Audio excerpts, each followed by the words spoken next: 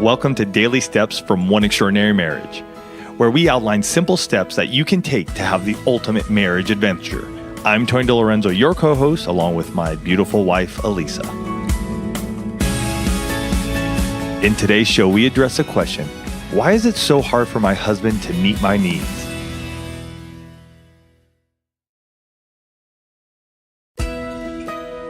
Now, this is a question that could have just as easily been written by a husband about his wife. Expectations around needs are one of the biggest struggles that couples face. And I know because we've done it, like I could have easily have said years ago, why is it so hard for Tony to meet my needs? And I'm sure, he's just nodding his head right now, but I'm sure Tony could have said the same thing about me. And True. And it's not even stuff that's like all the way in the past. This is still conversations that we have now. Totally. Right. This is something that is an ongoing thing as couples grow and mature. And there are a few reasons why needs aren't being met. And there are strategies around each one of those reasons that we want to share in this particular show. The first one is your spouse doesn't know what your needs are. I know that sounds really simplistic and maybe you're like, seriously, Lisa? No, I am being serious here. There are times when your spouse is not meeting your needs because he or she does not know what you need or expect. It's because you're playing this game. Well, if he really loved me, he would know. He would know. Or I could say this, Tony and I have been together for 24 years. We've been together so long. You should just know what I want. Yeah, guessing game doesn't work well. It puts your spouse in a no-win situation. Because here's the thing. It's kind of a simple argument, but what I liked to eat and where we ate when Tony and I were first dating, Tony and I, because we were, poor college students when we first met, our dates revolved around Taco Bell and the dollar menu at Taco Bell, right? So that was great in 1994. In 2018, if he's bringing me Taco Bell, I'm kind of looking at the situation like, why are we eating Taco Bell? Now, there's nothing wrong with Taco Bell. It's just not where we go for dates now, right? And so to be in that same mindset of, well, this is what you liked 24 years ago, I'm a different person. I just take her to In-N-Out Burger now. Well, okay, so it's a California thing. It's a California thing. But the two of you have been changing and growing for however long you've been together. Your needs change, not just over like extreme amounts of time, but even short periods of time. Maybe you don't want a latte. Maybe you want a mocha, right? Maybe you want to try the missionary position or you don't want to do the missionary position. You want to do, like a side straddle. But if you don't say it, how is he supposed to know? Or how is she supposed to know? So maybe you just haven't said what it is that you need. Or maybe you've said, I want this, but you haven't actually defined it. This is what I see happen most often with my coaching clients. Somebody will say, I want to have, let's just use the sex example. I want to have great sex. And I'm sitting there on a coaching call and I'm like, I don't know what that means. And I look at the spouse, I'm like, do you know what that means? I mean, it's great. You've shared this need that you have. You've shared this expectation. But if you don't define what those words mean for your spouse, good grief, how are they supposed to, what does great sex mean? Here's the thing though, too. We talk so much about, in many of the shows, you'll hear us, we're always really touching on that spot of emotional intimacy. You guys have to be able to communicate with each other during different times, during the day, during the month, during the year, for years, on what's happening with you, with your spouse, within your marriage, with the kids, with the jobs and everything. And here's the thing. When it comes down to it, if you're not taking time each week, I would say at least each week, to just sit down and cover some of these things, it's all going to just get pushed down. It's going to get all bottled up until one day it all just comes out exploding and neither of you know how to deal with it. So one of the ways that Elisa and I have been able to continue to grow in our emotional intimacy is our coffee breaks.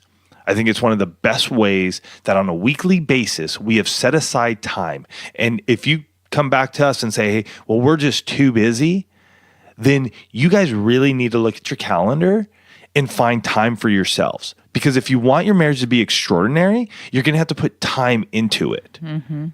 So if we're talking about like, why is it so hard for my husband to meet my needs, or why is it so hard for my wife to meet my needs?